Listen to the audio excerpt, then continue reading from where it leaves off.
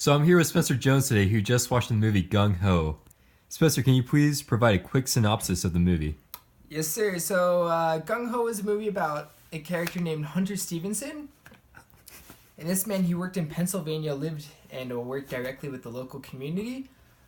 He worked for a car manufacturing business that went under, and it was bought out by a Japanese business. And this Japanese business wanted it related directly to the Japanese culture. It wanted a high return, high work ethic, so it wanted 15,000 cars produced annually.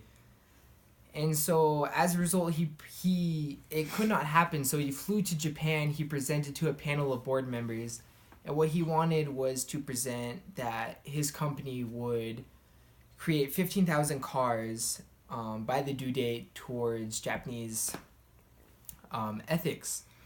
And so in order to make this happen, he presented it. The Japanese company agreed. They said that they would take him up on his offer. However, he told his company, because he knew that they would fall short, that at 13,000 cars, they would at least get a pay raise. See, they were suffering from decreased pay and increased work hours, suffering from working overtime, but not receiving any pay for that overtime. So as a result, he told his employees that they would receive a pay raise at 13,000 hours. However, that was not agreed with the Japanese. So the Japanese came over, they reviewed the company, and they fell short of that 15,000 car focal point. But because of their work ethic that they developed, the Japanese respected it highly, and as a result, they did end up granting them a pay raise, as well as keeping the manufacturing plant open, which really bolstered the community there. So Spencer, what are the main work differences between the U.S. and Japanese that you found while watching this film? Yeah, so as I watched this movie, a big thing that I found was a huge difference in the work community. In America, we really value greatly having a personality, having a strong work culture, a personal culture.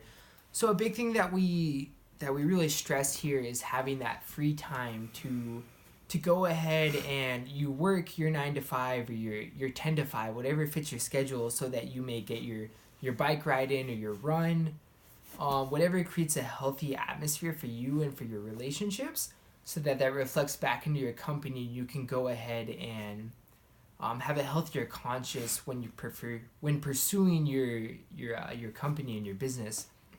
However, in Japan, it's very rigid. You're here, you're locked in from this time to this time, and you're here to do your business, and that's it.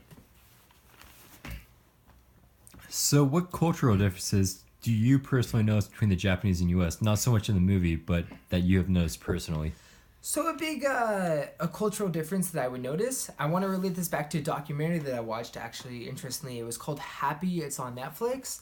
And a big portion of it, they talk about the Japanese culture and how a lot of them are actually seriously working themselves to death. And what I mean by that is, and as the documentary explains, is that people work themselves. They don't take their birthdays off. They don't take holidays off. There's no time off. Essentially, they're working themselves 60 to 80 hours of work a week, burning themselves down, focusing on this cultural work. And people are actually dying due to this.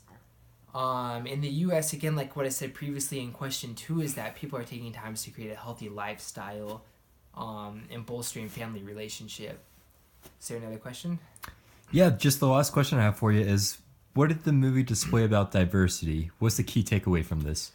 Yeah, so in the movie, a big thing I noticed is being in the 80s, it seemed a little stereotypical in the sense of the way the Japanese handle themselves, both verbally, physically. They seem to be a little awkward in terms of performance, as well as verbally. It just seems like there was a lot of speech stereotypes within it. Moving forward, I'd recommend that they change this, really adapt it to the culture. And that is what I have to say. Well, thanks for your time, Spencer. I think we learned a little bit about this movie. Great. I'm glad you did.